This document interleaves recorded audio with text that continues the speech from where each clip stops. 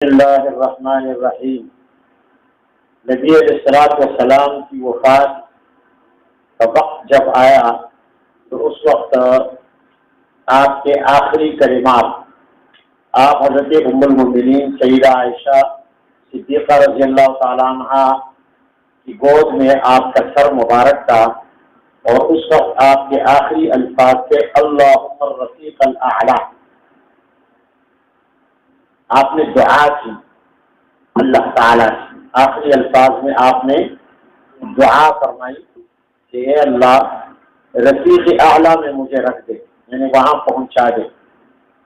رفیق اعلیٰ، رفیق اعلیٰ سے مراد کیا ہے؟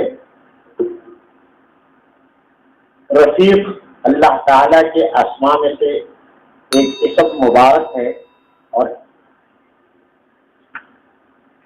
اس سے مراد اللہ تعالیٰ کی ذات ہے۔ بعض حضرات نے یہ فرمایا تو اللہم الرفیق الاعلیٰ، یعنی اے اللہ مجھے اپنے پاس بلا لے، اپنے پاس دنیا ہی۔ یا الرفیق الاعلیٰ کا مطلب ہے کہ انبیاء اور صدیقین اور شہداء اور صالحین، فاولئک ومن یطع اللہ والرسول فاولئک مع الذین انعم اللہ علیہم من النبیین۔ یہ نبیین مراد منعومین، جن حضرات پر اللہ تعالیٰ کی نعمت ہوئی ہے، ان کی رفاقت رفیق اعلیٰ ہے، ان کی رفاقت وہ مراد ہے۔ اور یا مراد جنت کا وہ مقام ہے، یعنی اعلیٰ علیین، کہ جس میں ان حضرات کی ارواح ہیں، انبیاء کی ارواح ہیں، تو وہاں اس جگہ کا سوال ہے اللہ تعالیٰ سے۔ اور یا رفیق اعلیٰ سے مراد جو ہے فرشتے ہیں، کیا ہے؟ فرشتے ہیں، ان کی رفاقت، ملکوتی مخلوق ان کی رفاقت کی دعا نبی علیہ الصلوۃ والسلام نے فرمائی۔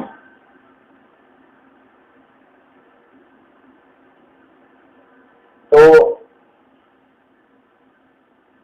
ظاہر ہے کہ رفیق اعلیٰ کی رفاقت اس وقت ہوگی جب آپ کی روح پرواز کرے گی آپ کے بدن سے۔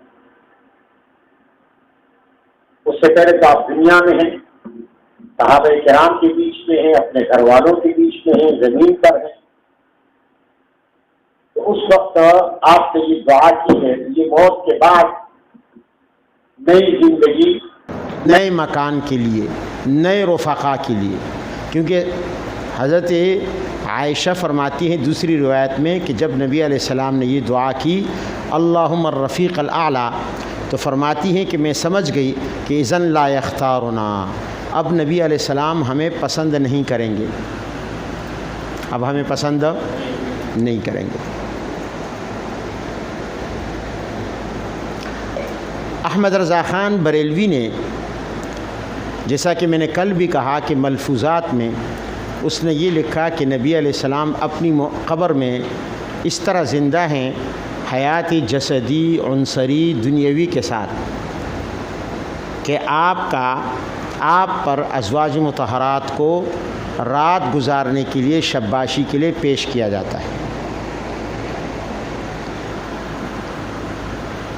یہ عقیدہ امت میں اس سے پہلے کسی کا نہیں تھا۔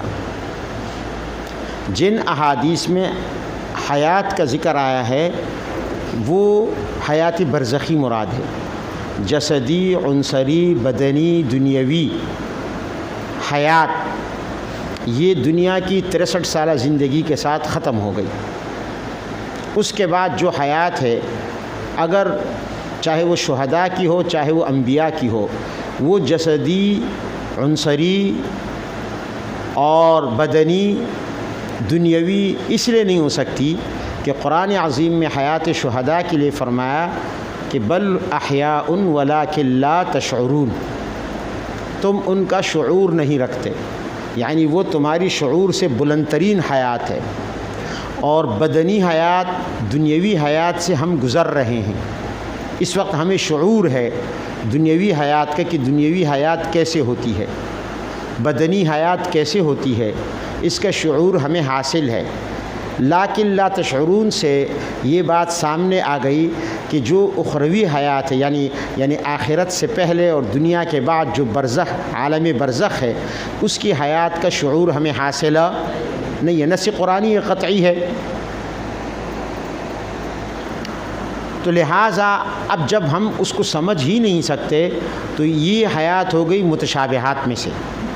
حضرت شیخ رحمہ اللہ نے اسی پر کتاب لکھی. آج کل حیاتی مماتی کا بہت بڑا چکر ہے اور علماء دیوبند کو تقسیم کر دیا گیا. پہلے سے یہ امت بہت پہلے سے تقسیم تھی، مزید تقسیم کیا گیا. ایک گروہ حیاتی بنا، ایک مماتی بنا.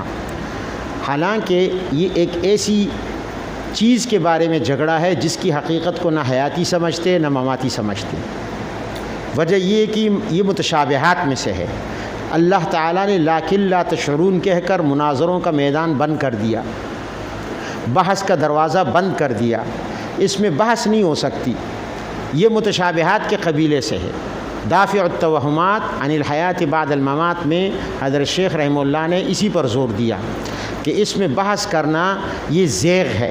فَأَمَّا الَّذِينَ فِي قُلُوبِهِمْ زَيْغٌ فَيَتَّبِعُونَ مَا تَشَابَهَ مِنْهُ ابْتِغَاءَ الْفِتْنَةِ وَابْتِغَاءَ تَأْوِيلِهِ.